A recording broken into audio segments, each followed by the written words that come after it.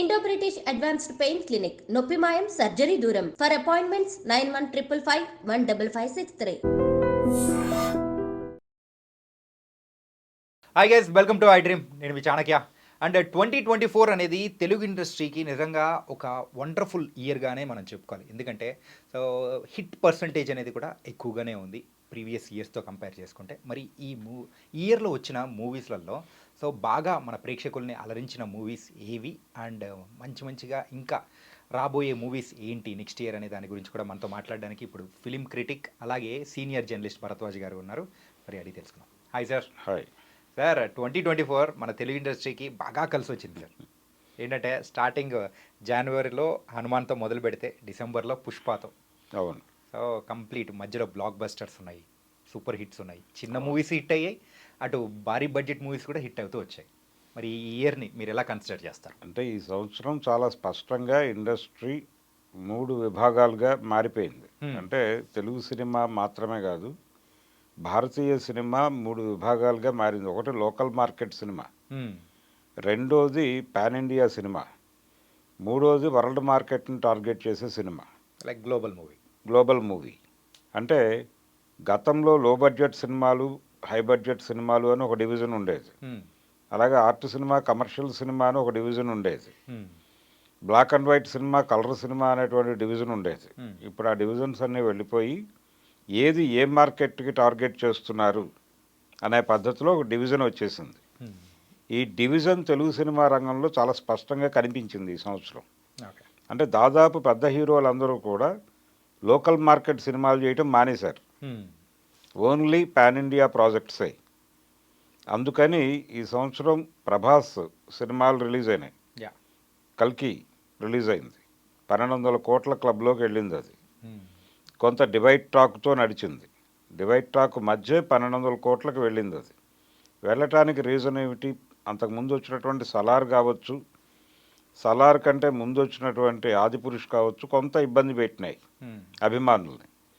ఇది కొంత తెరిపినిచ్చింది ఒక రకంగా. ఆయనతో ఎంటర్టైనింగ్గా క్యారెక్టర్ నడిపే ప్రయత్నం చేశాడు నాగశ్విన్.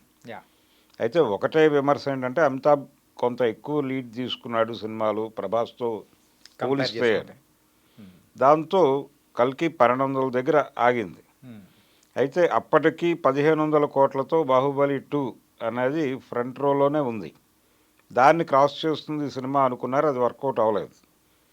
తర్వాత దేవర, ఎన్టీఆర్ చేసినటువంటి దేవర పార్ట్ 1 రిలీజ్ అయింది. ఈ పార్ట్ 1 కూడా 500 దాటి ఆగింది. అది అంటే కనీసం సలార్ రేంజ్కి కూడా వెళ్ళలేదు. అంటే హిందీ బ్యాట్లో అది ఆశించినంత స్థాయిలో పెర్ఫామ్ చేయలేదు రకరకాల కారణాల చేత. దాంతో ఆయన మార్కెట్ స్టామినా ఏమిటి అనేది ఒక కన్ఫ్యూజన్లోకి వెళ్ళింది ఈ సినిమా నుంచి. జూనియర్ ఎన్టీఆర్కి సంబంధించి RRR సినిమా తర్వాత చేసిన సినిమా అదే ఆయన. ఇప్పుడు నెక్స్ట్ నేరుగా హిందీలో సినిమా చేస్తున్నాడు ఆయన. ఆ సినిమాతో తన మార్కెట్ని స్థిరీకరించుకుని ఆ తర్వాత ఆయన పర్టికులర్గా పాన్ ఇండియా మార్కెట్లో తన పొజిషన్ని కన్ఫర్మ్ చేసుకునేటువంటి ప్రయత్నంలో ఎన్టీఆర్ ఉన్నాడు. ఈ క్రమంలోనే పుష్ప వచ్చింది. పుష్ప 2 ఈ సినిమా మీద చాలా ఎక్స్పెక్టేషన్స్, ఎలా ఉంటుంది సినిమా, ఎలా ఉండబోతోంది అనే దాని మీద నిజంగానే ఒక ఫేవరు, ఒక పానిక్ రియాక్షన్ని వాళ్ళ ఆడియన్స్ నుంచి రాబట్టగలిగారు. అంటే ప్రమోషనల్ యాక్టివిటీస్కి సంబంధించి కూడా ఒక కొత్త పద్ధతిని వాళ్ళు డిజైన్ చేశారు. అంటే వాళ్ళు పాట్నాలో చేసినటువంటి ఈవెంట్ చాలా వైల్డ్గానే ఉంది. అంటే ఆయనే చెప్పుకున్నట్టుగా వైల్డ్ ఫైర్ అది. ఈ వైల్డ్ ఫైర్ అనేటువంటి ప్రోగ్రాం అక్కడి నుంచి మొదలు పెడితే ప్రతి ఈవెంట్లోనూ వాళ్ళు బ్లాస్ట్ చేసుకుంటూ వెళ్ళారు. సినిమా మీద ఎక్స్పెక్టేషన్స్ విపరీతంగా పెంచారు. ఈ పెంచిన క్రమంలో ఇప్పుడు వసూళ్ల మీద కూడా ప్రభావం చూస్తున్నాం మనం. రకరకాల కాంట్రవర్సీస్ ఉన్నప్పటికీ, హీరో లీగల్ ప్రాబ్లమ్స్లో ఇరుక్కున్నప్పటికీ ఆ సినిమా కలెక్షన్స్ అయితే తగ్గటం లేదు. తగ్గేదేలే అనే ఆడియన్స్ చెప్తున్నారు. 1800 కోట్ల మార్కెట్ని వాళ్ళు రీచ్ అవుతున్నటువంటి సందర్భం. ఇంకా ఓటీటీలోకి రావడానికి కూడా ఇంకొక 10-15 డేస్ ఉన్నాయి అప్రాక్సిమేట్ కాబట్టి. అవును, సో ఈ లోపల 2000 క్రోర్స్ క్లబ్లో కూడా చేరే అవకాశాలు ఉంటాయంటారా? చేరే ఛాన్సెస్ ఉన్నాయి. ఉన్నాయి. ఓకే. అంటే కష్టమే, అంటే నెమ్మదిగా డౌన్ఫాల్ మొదలైంది. Hmm. వీకెండ్స్ మాత్రం బాగానే ఉంది అది. ఓకే. వీకెండ్స్ బాగానే ఉంది కానీ వీక్లో రన్ పెద్దగా రావడం లేదు. Hmm. ఇది కూడా ఈ వారం వరకు బాగానే ఉంది, నెక్స్ట్ వీక్ ఇంకా తగ్గచ్చు, Hmm. వీకెండ్స్ కూడా తగ్గే ఛాన్స్ ఉంది. ఇది నెమ్మదిగా కిందకి వెళ్ళేటువంటి దిశే. అందుకని ఇది 2000 అనేది వాళ్ళ టార్గెట్ రీచ్ అవుతుందా లేదా అనేది చూడాలి. Hmm. అయితే కొన్ని ఏరియాల్లో కొద్దిపాటి నష్టాలను మిగిల్చింది అనేది కూడా రిపోర్టు. అంటే కేరళకి కొన్నటువంటి 20 కోట్లు పెట్టి కొన్నారు, వాళ్ళు ఒక 4 కోట్లు తక్కువలో ఉన్నారు ఇప్పుడు. అది పూడుతుందా లేదా అనేది ఒక సందేహం. తమిళనాడులోనూ అదే పరిస్థితి, Hmm. కర్ణాటకలో కూడా బయ్యర్కి కొంత ఇబ్బంది ఉంది. Hmm. అయితే తెలుగు రాష్ట్రాల్లో మాత్రం బ్రేక్ ఈవెన్ అయిపోయింది. బ్రేక్ ఈవెన్ అయిపోయి ప్రాఫిట్స్లోకి వచ్చేసారు వీళ్ళు. Hmm. నష్టాలు మిగిల్చిన చోట కూడా పెద్ద నష్టాలు మిగల్చలేదు. అది 4 కోట్లు 5 కోట్లు నష్టం అనేది నష్టం కింద అనుకోనక్కర్లేదు. Hmm. కాబట్టి సేఫ్ ప్రాజెక్టు, ప్రాఫిటబుల్ ప్రాజెక్టుగానే ఇది, అంటే స్పీడ్గా డబ్బులు రికవర్ చేసినటువంటి ప్రాజెక్టుగా కూడా ఒక రికార్డు కొట్టేసింది. ఓకే. అలా పుష్పతో ఈ ఇయర్ని పెద్ద హీరోల పరంగా ఒక సెలబ్రేషన్తోనే ముగించారని చెప్పాలి. Yeah. ఇదే సంవత్సరం చిన్న సినిమాలు కూడా అద్భుతమైనటువంటి విజయాలు సాధించాయి. కొత్త కంటెంట్తో వచ్చినటువంటి సినిమాలను జనం ఆదరించారు. Hmm. వెనక నుంచి కనుక వెడితే కా అనే సినిమా, Yeah. అది కిరణ్ అబ్బవరం నిజానికి అతను పెద్ద ఫామ్లో ఉన్నటువంటి హీరో కూడా కాదు. ఒక క్రైసిస్లో ఎటువంటి ఎక్స్పెక్టేషను లేకుండా థియేటర్లోకి వెళ్ళిన ఆడియన్స్ని కొంత ఎంగేజ్ చేయగలిగారు. ఈ మూవీ కంటే ముందు ఒక 4 ఫ్లాప్లు అనేవి ఉన్నాయి అన్నమాట. ఉన్నాయి, అదే ఎటువంటి అంచనాలు లేవు ఇతని మీద. ఈ ఎటువంటి అంచనాలు లేకుండా థియేటర్లోకి వెళ్ళిన ప్రేక్షకుల్ని ఎంగేజ్ చేయగలిగాడు, ఎంటర్టైన్ చేయగలిగాడు. పర్టికులర్గా కొంత క్యూరియాసిటీ క్రియేట్ చేయగలిగాడు ఈ సబ్జెక్ట్ వైజ్గా. దాంతో ఆ సినిమాకి మంచి ఓపెనింగ్స్ వచ్చినాయి, మంచి రెవెన్యూస్ వచ్చినాయి. అది ప్రాఫిటబుల్ ప్రాజెక్ట్గానే వెళ్ళిపోయింది. Hmm. తద్వారా అతనికి ఊపిరి పోసింది ఆ సినిమా కా. Hmm. దాంతో పాటు రిలీజ్ అయినటువంటి 2 సినిమాలు, దీపావళికి రిలీజ్ అయినటువంటి సినిమాలు 3 కూడా ఒక సెన్సేషన్ క్రియేట్ చేసినాయి. Yeah. అంటే దసరాని ఇబ్బంది పెట్టారు, అంతకుముందు సంక్రాంతి సీజను కొంత ఇబ్బంది పడింది, కానీ దీపావళి వర్కౌట్ అయింది ఈసారి. Yeah. ఈ సంవత్సరం అందులో అమరన్ సినిమా, అది డబ్బింగ్ సినిమా అయినప్పటికీ కూడా ఆ సినిమా కూడా మంచి ఆదరణ పొందింది. లక్కీ భాస్కర్ స్ట్రైట్ సినిమా, అది ఆడియన్స్ అటెన్షన్ని బాగా గ్రాప్ చేసింది. బ్యాంక్ స్కామ్ నేపథ్యంలో జరిగేటువంటి కథ, Yeah. కొంత ఇంట్రెస్టింగ్గా అనిపించే ఏరియా. అది కేవలం ఒక తరహా ప్రేక్షకులకు కరెక్ట్ అవుతుంది అనుకున్నారు, కానీ అన్ని సెక్షన్స్ని ఆదరించే పరిస్థితి కల్పించింది ఆ సినిమా. Hmm. దాంతో దానికి రెవెన్యూ సైడ్ కూడా మంచి కలిసి వచ్చింది ఆ సినిమాకి. Hmm. సో దీపావళి అనేది ఈసారి దీపావళి పర్టికులర్గా ఈ సంవత్సరం దీపావళి అనేది ఇండస్ట్రీకి ఒక సెలబ్రేషన్ మూమెంట్గానే మిగిలింది. చెప్పాలంటే పెద్ద సౌండే వచ్చింది. పెద్ద సౌండే వచ్చింది, భారీ సౌండ్ వచ్చినటువంటి దీపావళి ఈసారి. Hmm. దీనికి ముందు పరిస్థితి ఏంటంటే ఈ టైంలో రిలీజ్ అయినటువంటి దీనికి ముందు వచ్చినటువంటి సినిమాల్లో 35 అనేటువంటి సినిమా ఒకటి. Hmm. టోటల్గా తిరుపతి నేపథ్యంలో కొత్త డైరెక్టర్ తీసినటువంటి సినిమా అది. Hmm. ఆ సినిమాలో నోన్ ఫేసెస్ తక్కువ, ఒక్కటే అంటే హీరోయిన్ నివేదా థామస్ లీడ్గా పెట్టుకుని వాళ్ళు సినిమాని రిలీజ్ చేసే ప్రయత్నం చేశారు. అది వర్కౌట్ అయింది. Yeah. వర్కౌట్ అయింది, ఒక మంచి ప్రయత్నం. అంటే పిల్లల పెంపకానికి సంబంధించినటువంటి చాలా సున్నితమైన అంశాన్ని Hmm. తీసుకుని చాలా సెన్సిబుల్గా సినిమాని నడిపాడు. అన్ని వర్గాల ప్రేక్షకులు ఆదరించారు దాన్ని. అలాగే రిజర్వేషన్ ఇష్యూ లాంటి ఒక కొంచెం సెన్సిటివ్ సబ్జెక్టును తీసుకుని కమిటీ కుర్రాళ్ళు అనేటువంటి సినిమా తీశారు. Yeah. నిహారిక కొణిదల నుంచి వచ్చింది ఆ సినిమా. డైరెక్టర్ గారికి జనసేనతో ఒక రాజకీయ అనుబంధం ఉంది. Hmm. ఈ నేపథ్యంలో రిజర్వేషన్ ఇష్యూ అనేది గ్రామాలలో ఒకళ్ళ మధ్య ఒకళ్ళకి ఎలాంటి విద్వేషాలు రేపుతుంది అనేటువంటిది ఎక్కడా కూడా ఓవర్గా వెళ్తే అది గొడవలకు దారితీసేటువంటి అంశమే. ఎంత మంచి ఫ్రెండ్స్ ఉన్నా కానీ వాళ్ళ మధ్యలో వచ్చే ఈ సున్నితమైన దాన్ని కూడా చాలా చక్కగా వివరించారు. అంటే వాళ్ళ మధ్య ఆ గ్యాప్ పెరగటానికి ఈ ఇష్యూ కూడా కారణము అనేది చెప్పాడు ఆయన. Yeah. అది నిజానికి కొంత యాంటీ రిజర్వేషన్ మూడ్లో చెప్తున్నాడా డైరెక్టరు అనేటువంటి ఒక సందేహం వస్తుంది, కానీ దాన్ని ఎక్కువ చర్చ చేయకుండా కంట్రోల్ చేసుకోవటం వలన సినిమా కాంట్రవర్షియల్గా కాకుండా ఒక ఉపయోగపడే అంశాన్ని చర్చకు పెట్టాడు డైరెక్టరు అనేటువంటి ఒక పాజిటివ్ టోన్తోనే ముగిసింది ఆ సినిమా. అట్లా ఆ సెన్సిబుల్ పాయింట్ను కూడా పట్టుకుని మాట్లాడగలిగారు. అలాగే ఇంకొక సినిమా నార్నే నితిన్ నుంచి వచ్చినటువంటి సినిమా హాయ్, అది కూడా ఎంటర్టైనింగ్గా నడిచిపోయింది సినిమా. కేవలం ఎంటర్టైన్మెంట్, అంటే రూరల్ బ్యాక్డ్రాప్లో రూరల్ కామెడీని ఆధారంగా చేసుకుని డిజైన్ చేసినటువంటి సినిమా. అది కూడా బాగానే రెవెన్యూ సాధించగలిగింది. అది సక్సెస్ఫుల్ ప్రాజెక్టే. ఈ ప్రాజెక్టుల ద్వారా ఒక హోప్నిచ్చారు. అంటే చిన్న సినిమా అయినప్పటికీ సినిమా బాగుంటే ఆడియన్స్ భుజాల మీద మోసేటువంటి అవకాశం ఉంది. కాబట్టి పాన్ ఇండియా సినిమాలు తీయటము ఆ ధోరణి పక్కన పెట్టేస్తే సెన్సిబుల్ టాపిక్తో మీరు మంచి సినిమా తీయండి, జనం చూస్తారు అనేటువంటి ఒక భరోసాని ఇచ్చారు ఈసారి. దీంతో పాటు ఇంకొంచెం ముందుకెడితే, అంటే నిజానికి జనవరి నుంచి మొదలు పెడితే జనవరికి రిలీజ్ అయినటువంటి పెద్ద సినిమాలు, సంక్రాంతి టార్గెట్గా వచ్చినటువంటి సినిమాల్లో గుంటూరు కారం ఇబ్బంది పెట్టింది. చాలా అంచనాలు, మహేష్ బాబు అలాగే త్రివిక్రమ్ శ్రీనివాస్ కాంబినేషను, దాని మీద చాలా అంచనాలు ఉన్నాయి జనాలకి. టైటిల్ కూడా, అంటే ఆయనకి కలిసి వచ్చేటువంటి టైటిల్స్ అన్నీ కూడా వేరే అక్షరంతో ఉంటాయి. వాంటెడ్గా గుంటూరు కారం అని పెట్టారు అని. అంటే ఇంతకుముందు వచ్చినటువంటి ఆయన సినిమాలన్నీ కూడా ఒక ధోరణిలో ఉంటాయి టైటిల్స్. అలవైకుంఠపురంలో, అరవింద సమేత, ఇలాగే. ఈ టైటిల్ కొంచెం భిన్నంగా ఉంది. గుంటూరు కారం అనేది ఆయన మార్క్ టైటిల్ కాదు. ఈ టైటిల్ పెట్టారు. ఇది ఆయన మొదటిసారిగా టోటల్ మాస్టర్ని ఇవ్వబోతున్నారు డైరెక్టర్ గారు. ఈ సినిమా నెక్స్ట్ రేంజ్లో ఉండబోతోంది. ఇలాంటి అంచనాల మధ్య సినిమా రిలీజ్ అయింది. కానీ అది ఒక ఎద్దనపూడి సులోచనారాణి గారి నవలే, దాన్నే అడాప్ట్ చేసుకుని ఈ సినిమాకి తీసుకొచ్చారు. అంటే కీర్తి కిరీటాలు అనేటువంటి నవలలో క్యారెక్టర్స్ని తీసుకుని ఆయన డిజైన్ చేశాడు అనేది బయటకు వచ్చేసింది.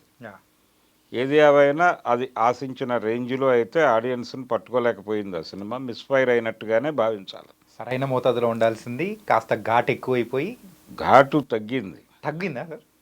ఘాటు తగ్గింది. ఘాటుగాను నాటుగాను ఉండాల్సిన సినిమా అలా లేకపోవడం వలన అలాంటి రిజల్ట్ను రాబట్టింది ఆ సినిమా. ఓకే. రెండోది పాన్ ఇండియా మార్కెట్లోకి ఎంటర్ కావాలి అనేటువంటి మూడ్లోకి వచ్చేసాడు ఆయన మహేష్ బాబు. ఆ మూడ్లో ఈ సినిమా ఆయన్ని కొంత వెనక్కి లాగినట్టుగానే చూడాల్సి ఉంటుంది. ఓకే. నిజానికి ఈ సినిమాను కూడా పాన్ ఇండియా మార్కెట్లో ప్రమోట్ చేయడం కోసం కొన్ని ప్రయత్నాలు చేశారు, కానీ వర్కౌట్ అవ్వలేదు, అది ఆగిపోయింది. అయితే అంటే సంక్రాంతి సీజన్ నుంచే చిన్న సినిమాలు పెద్ద విజయాలు అనేది మొదలైంది. హనుమాన్ అనేటువంటి సినిమాతో ఎటువంటి అంచనాలు లేనటువంటి హీరో, ఎటువంటి అంచనాలు లేనటువంటి డైరెక్టరు కేవలం ప్రీ రిలీజ్ ఈవెంట్స్ ద్వారా జనాలకి కనెక్ట్ చేసి సినిమాని రిలీజ్ చేస్తే అది 300 కోట్ల పైన కలెక్ట్ చేయగలిగింది ఆ సినిమా.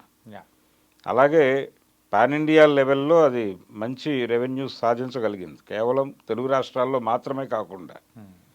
అంటే ఈ తరహా సబ్జెక్టులు జాగ్రత్తగా డీల్ చేస్తే పాన్ ఇండియా మార్కెట్లో మంచి స్పందన వస్తుంది అనే ఇండికేషన్ ఇచ్చిన సినిమా అది. నిజానికి కార్తికేయ 2తోనే అభిప్రాయం వచ్చింది చాలామందికి. ఆ నమ్మకాన్ని కన్సాలిడేట్ చేసిన సినిమా హనుమాన్. అలాగే అదే టైంలో రిలీజ్ అయినటువంటి సైంధవ్ సినిమా వెంకటేష్ గారిది, దాని మీద కూడా చాలా అంచనాలు ఉన్నాయి. ఆ సినిమా కూడా ఇబ్బంది పెట్టింది, ఆడియన్స్ని ఎంగేజ్ చేయలేకపోయింది. ఆ సినిమా తడబాటుకు గురైంది, ఫైనల్గా ప్రాపర్ విజయాన్ని అందుకోకుండానే వెళ్ళిపోయింది. ఈసారి సంక్రాంతికి మళ్ళీ వస్తున్నాడు వెంకటేష్ గారు, సంక్రాంతికి వస్తున్నాం అనే పేరుతో, అంటే తన మార్కుతో. అది యాక్షన్ మూవీ, ఇది కంప్లీట్ ఫ్యామిలీ మూవీ, ఇది టోటల్గా ఫ్యామిలీ మూవీ. సో యాక్షన్ ఎప్పుడైతే ఫెయిల్ అయిందో ఇమ్మీడియట్గా ఫ్యామిలీకి వెళ్ళిపోయాడు ఆయన. ఫ్యామిలీ సబ్జెక్ట్తో వస్తున్న సినిమా, ఇది విజయం సాధించవచ్చు ఆయనకి. సైంధవ్ అయితే ఇబ్బంది పెట్టింది. నాగార్జున గారి సినిమా వచ్చింది అదే టైంలో, నాసామి రంగ.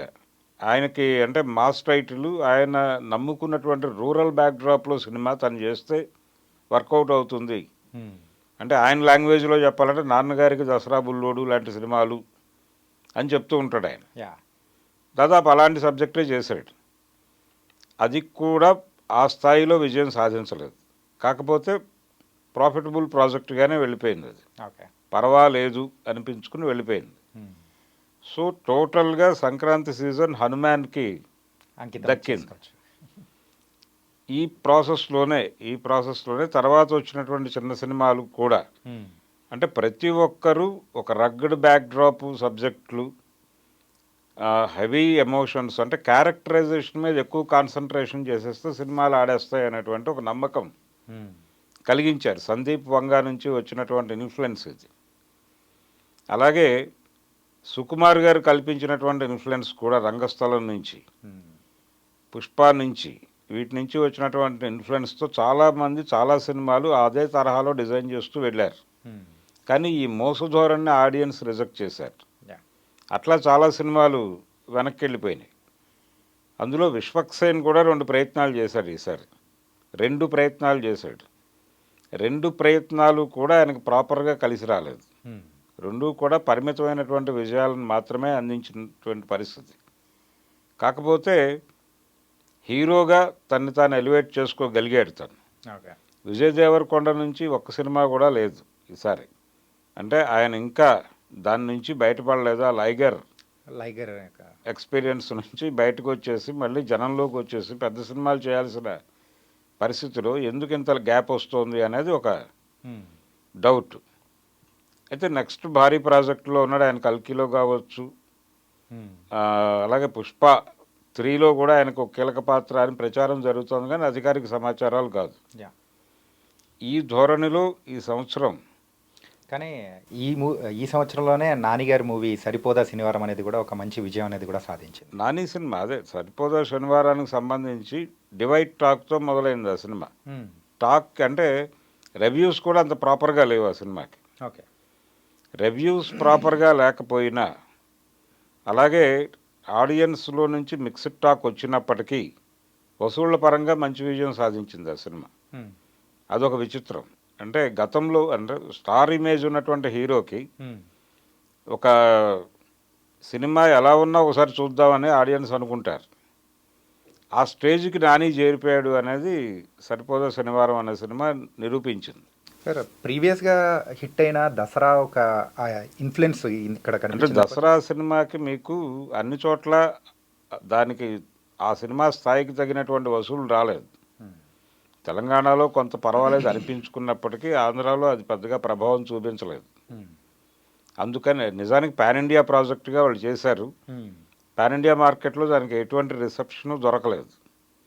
తెలంగాణలో కొంత మేరకు నడిచింది. తెలంగాణలో కూడా ఎందుకు దానికి పూర్తి స్థాయి ఇది దొరకలేదంటే వాళ్ళు ఎన్నుకున్నటువంటి నేపథ్యం. సింగరేణి బ్యాక్డ్రాప్లో సినిమా నడుస్తుంది. సింగరేణి ఇష్యూస్ ఏవి మాట్లాడరు సినిమాలో. సింగరేణితో ఏమాత్రము సంబంధం లేనటువంటి స్మితా బార్ మీద నడుస్తుంది. అది కొంత సెంటిమెంట్ని గాయపరిచినటువంటి సందర్భం. అందుకని అది సీరియస్గా పెర్ఫామ్ చేయలేదు. కానీ టేకింగ్ పరంగా దానికి ఒక ఆదరణ దక్కింది. దానికి వచ్చినటువంటి ఆదరణ అంతా కూడా టేకింగ్, ఆ గ్రాండియరు, వాటి మీద వెళ్ళిపోయింది సినిమా. కానీ సరిపోదా శనివారం అనే సినిమాకి ఎటువంటి టాక్ ఉన్నప్పటికీ, ఎటువంటి రివ్యూస్ ఉన్నప్పటికీ జనాలు థియేటర్కి వెళ్ళి చూశారు ఆ సినిమాని. తద్వారా అది ప్రాఫిటబుల్గానే వెళ్ళింది.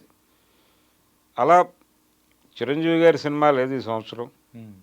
అంటే అంతకుముందు సంవత్సరం కూడా పెద్ద హీరోల సినిమాలు ఏవీ లేవు టోటల్గా. ఈసారి కొంతమంది కనిపించారు. మహేష్ బాబుతో మొదలుపెట్టి అల్లు అర్జున్ వరకు పెద్ద హీరోలు కనిపించారు ఈసారి. కనిపించారు, దాదాపు ప్రతి ఒక్కళ్ళని ఆదరించారు, ఒక గుంటూరు కారాన్ని తప్పితే. ఇప్పుడు మహేష్ బాబు 4 ఏళ్ల వరకు కనిపించడు అనే మాట వినిపించినప్పటికీ కూడా జనం పెద్దగా అట్రాక్ట్ కాలేదు గుంటూరు కారానికి. మరి ఈ లోపల ఇంకొక సినిమా చేస్తాడా చేయడా అనేది అనుమానం. ఆయన ఆల్రెడీ ఆ ప్రాజెక్టులోకి వెళ్ళిపోయాడు. రాజమౌళి గారి క్యాంప్లో అడుగుపెట్టిన తర్వాత బయటికి రావడం అనేది ఇంకా బయటకు రావడం 4 ఏళ్ల తర్వాతే మహేష్ బాబుని చూసే పరిస్థితి. అంటే ఈ సంవత్సరం సబ్జెక్ట్ ఓరియంటెడ్గా వెళ్ళిన సినిమాలకి జనం ఆదరించారు. అది డబ్బింగ్ సినిమా అయినప్పటికీ. కార్తీ సినిమా వచ్చింది, కార్తీ అరవింద స్వామి సినిమా సత్యం సుందరం. ఆ సినిమా కూడా తెలుగు ప్రేక్షకులు బాగానే ఆదరించారు. అంటే సెన్సిటివ్ సబ్జెక్టు దాని, అంటే ఇంటర్నెట్ ప్లాట్ఫామ్స్ మీద, సోషల్ మీడియా ప్లాట్ఫామ్స్ మీద సినిమాలకు సంబంధించిన చర్చ జరిపి ఆ చర్చ ద్వారా సినిమాలకి కలెక్షన్స్ రైజ్ చేసినటువంటి సందర్భం ఆ సినిమా అప్పుడు కనిపించింది. ఆ సినిమాతో పాటు 35 సినిమాకు కూడా జరిగింది అది. అట్లా సినిమాల ప్రమోషన్ ఆడియన్స్ కనుక ప్రాపర్గా ఫీల్ అయితే, సినిమా బాగుంది అని ఫీల్ అయితే వాళ్లే భుజం మీద మోస్తారు అనేది ప్రూవ్ చేసిన సంవత్సరం కూడా 2024. చిన్న సినిమా అంటే మన మన ఉద్దేశం ఏంటంటే, చిన్న సినిమా అనగానే అది ఏదో ఏముంటుంది ఆ సినిమాలో అనేటువంటి పరిస్థితికి వెళ్తున్నారు. గతంలో ఒక హోప్ ఉండేది, చిన్న సినిమాల్లో కథ ఉంటుంది, లో బడ్జెట్ సినిమాల్లో కథ ఉంటుంది, హై బడ్జెట్ సినిమాల్లో హడావిడి ఉంటుంది అని. ఇది వాస్తవం అనేది ప్రూవ్ చేశారు ఈసారి. చిన్న సినిమాల్లో కథ ఉంది, పెద్ద సినిమాల్లో హడావిడి ఉంది. అలా నడిచిపోయింది ఈ సంవత్సరం. ఇంకొకటి ఏంటంటే, చిన్న సినిమాలు పెద్ద శబ్దం చేశాయి కాబట్టి ప్రాపర్గా మీరు లోకల్ మార్కెట్ని ముందు టార్గెట్ చేయండి. లోకల్ మార్కెట్లో మీరు ప్రూవ్ చేసుకున్న తర్వాత పాన్ ఇండియా మార్కెట్ మీకు ఓపెన్ అవుతుంది. దానికోసం తాపత్రయపడితే ఈ మార్కెట్ కూడా పోయే ప్రమాదం ఉంటుంది అనేది కూడా 2024 చెప్పింది ప్రపంచానికి. అట్లా ఒక మిక్స్డ్ రెస్పాన్స్తో ఎప్పట్లాగే కొన్ని విజయాలు, కొన్ని పరాజయాలు, వీటి మీదుగా అంటే కొన్ని సెన్సేషన్స్, కోర్టు వివాదాలు, పోలీసులు, హడావిడి, అరెస్టులు, వీటన్నిటితోనూ 2024 అనేది సినిమా ఇండస్ట్రీ మీద ఒక ప్రభావాన్ని చూపించింది. అలాగే తెలుగు సినిమా ఇక్కడే ఉంటుందా లేకపోతే షిఫ్ట్ అవుతుందా అనేటువంటి చర్చలకు కూడా 2024 ఒక రకమైనటువంటి ఓపెనింగ్ ఇచ్చింది. పర్టికులర్గా ఈ మధ్య కాలంలో జరుగుతున్నటువంటి వ్యవహారాలు, ఈ మధ్య కాలంలో జరుగుతున్నటువంటి ఇండస్ట్రీ మీద ప్రభుత్వం కక్ష కట్టింది అని వస్తున్నటువంటి వార్తల నేపథ్యంలో ఈ స్పెక్యులేషన్ పుట్టించారు, ఇండస్ట్రీ వెళ్ళిపోతుంది ఇక్కడి నుంచి.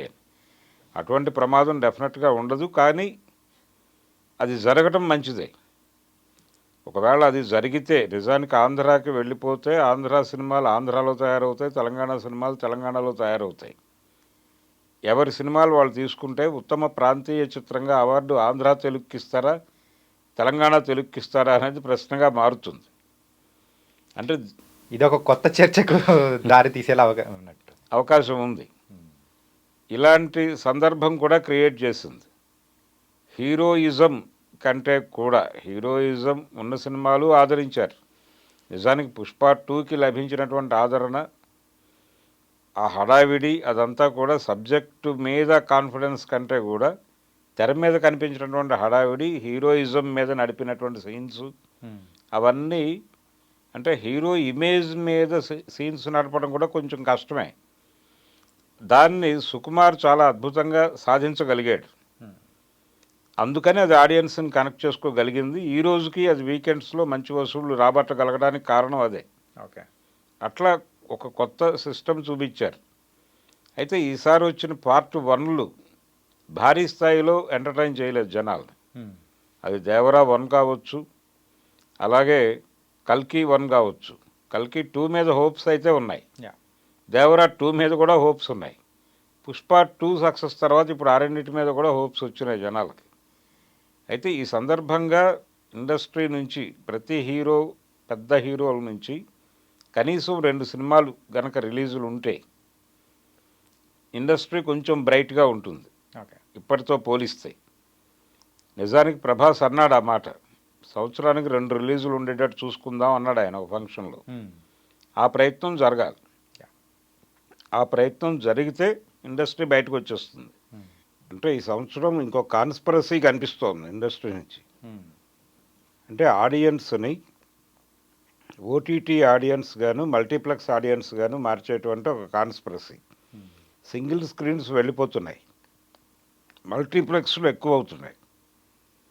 దీంతో సింగిల్ స్క్రీన్ ఆడియన్స్ని మల్టీప్లెక్స్లకి నెట్టేసే ప్రయత్నం జరుగుతోందా అనేది ఒక డౌట్. చాలా చోట్ల సింగిల్ స్క్రీన్స్ రియల్ ఎస్టేట్లోకి వెళ్ళిపోతున్నాయి, మల్టీప్లెక్స్లు మాత్రమే వర్ధిల్లుతున్నాయి. కొన్ని సింగిల్ స్క్రీన్స్ ఏమవుతున్నాయంటే అవి వాటిని కూడా మల్టీప్లెక్స్ లాగా మార్చేసే అవకాశాలు అనేది కూడా కాంప్లెక్స్ కాంప్లెక్స్లో వచ్చేసాయి. చాలా చోట్ల చూస్తున్నాం. ఎందుకంటే ఎక్కువగా థియేటర్స్ అనేది కూడా సిటీ మధ్యలోనూ అట్లా ఉండడంతో ఆ ప్రాపర్టీస్ని కూడా మరి కమర్షియలైజ్ అనేది కమర్షియలైజ్ చేసేస్తున్నారు. అంటే థియేటర్ వయబుల్గా లేదు. అంటే ఇంకొక గొడవ ఉంది ఇక్కడ. సింగిల్ స్క్రీన్కి ఏమో రెంట్ ఇస్తున్నారు, వాళ్ళకేమో పర్సంటేజ్ ఇస్తున్నారు. మల్టీప్లెక్స్కి మల్టీప్లెక్స్లకి పర్సంటేజ్ ఇవ్వటం వలన వాళ్ళకి సినిమాలు ప్రాఫిటబుల్గానే ఉన్నాయి. వీళ్ళకి రెంట్ మాత్రమే ఇవ్వటం వలన ఈ రెంట్ని సపోర్ట్ చేసేటువంటి కలెక్షన్స్ ఉండటం లేదు అక్కడ. దాంతో ఈ రెంట్ మీదే బతకాల్సినటువంటి పరిస్థితిలో సింగిల్ స్క్రీన్స్ మెయింటైన్ చేయడం కష్టమై మూసివేసేస్తున్నారు వాళ్ళు. అది ప్రాబ్లం. దాన్ని అడ్రస్ చేయాల్సి ఉంటుంది. రెండోది, థియేటర్ అనేది ఆడియన్స్ ఫ్రెండ్లీగా ఉండటం లేదు అనేది ఒక ఎలిగేషన్. మల్టీప్లెక్స్లు మాత్రమే మిగిలితే సాధారణ ప్రేక్షకుడు మల్టీప్లెక్స్కి వెళ్ళలేడు. అక్కడ టికెట్లు భారం మాత్రమే కాదు, స్నాక్స్ భారం కూడా భరించాల్సి ఉంటుంది. ఈ రెండు భారాలని భరించడానికి సిద్ధంగా లేడు. రెండోది, ప్రీమియర్స్ పేరుతో అలాగే ప్రైస్ హైక్కి ప్రభుత్వాల నుంచి అనుమతులు సాధించడంలో కూడా ఈ సంవత్సరం ఒక రికార్డు క్రియేట్ చేశారు. ప్రీమియర్స్ 6:30 నుంచే వేయటం అనేది పుష్ప 2కి కనిపించింది. దాంతోపాటు 1200 నుంచి 3000 టికెట్లు అమ్మటం అనే ఒకటి కూడా మనం ఈ సంవత్సరం చూసాం. ఇంతకుముందు ఈ రేట్లు లేవు. మ్యాక్సిమం 800 అంతే. 1000 రూపాయలు అనేది చాలా గొప్పగా చెప్పుకున్నారు. అంటే గతంలో బ్లాక్ టికెట్ల అమ్మకాలు ఉండేవి. ఇప్పుడు ఏంటంటే జిఎస్టీ కట్టి బ్లాక్ అమ్ముతున్నారు. ఇదొక విచిత్రమైనటువంటి ధోరణికి కూడా ఈ సంవత్సరం అంకురార్పణ జరిగింది. కాబట్టి రకరకాల వింతలు విశేషాలతో 2024 అనేది ఎండింగ్లోకి వచ్చేసాం మనం. మరి 25 ఎలాంటి విచిత్రాలను మనకు అందిస్తుందో చూడాలి. ఓకే సార్, మొత్తానికైతే 2024 అనేది టాలీవుడ్ ఇండస్ట్రీకి కంప్లీట్గా ఒక మిక్స్డ్ రెస్పాన్స్ ఉంది. Black busters and flops, hits అన్ని రకాలుగా చిన్న మూవీస్ని, మెయిన్గా కంటెంట్ ఉన్న మూవీస్ని తెలుగు వాళ్ళు ఆదరిస్తారు అనే దానికి 2024 అనేది ఒక ఉదాహరణగా కూడా ఉంది.